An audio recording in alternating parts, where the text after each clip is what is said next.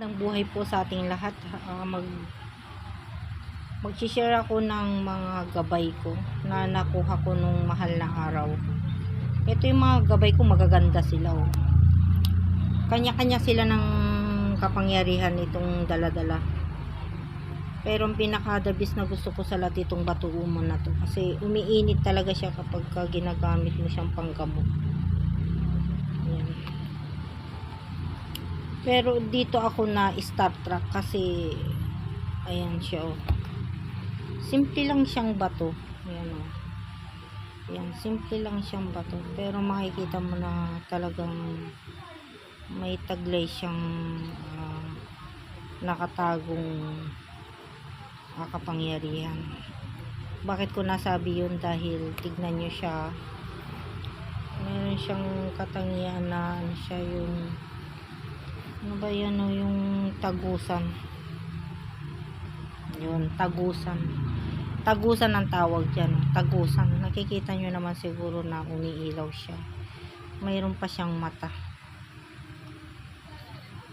Ginagamit ko ito kapag may sakit yung mga pamilya ko. Ayan siya.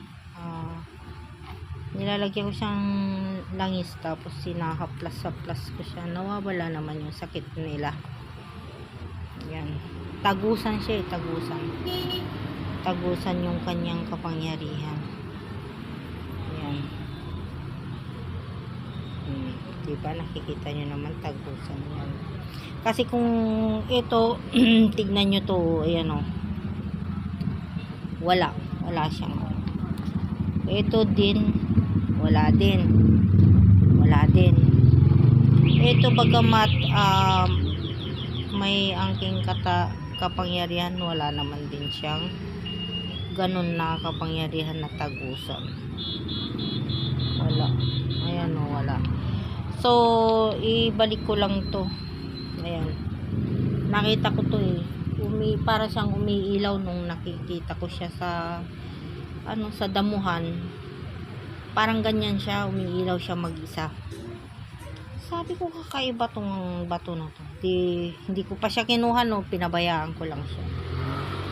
Mag-ikot-ikot na naman ako. Nakita ko na naman siya ulit. Na para bang sinasabi niya na kuhain mo ako, amo. Ganun. Ako talaga nakakuha nito eh. Yan, ako talaga. So ginawa ko, kinuha ko siya. Ayun. Tapos nung ginanito ko siya. Kasi nakikita ko siya minsan sa gabi, umiilaw siyang ganyan. Wala namang umiilaw siyang ganyan. Parang tagusan siyang ganyan. Umiilaw siya. Kaya nung ginawa ko, kinuha ko siya kaagad.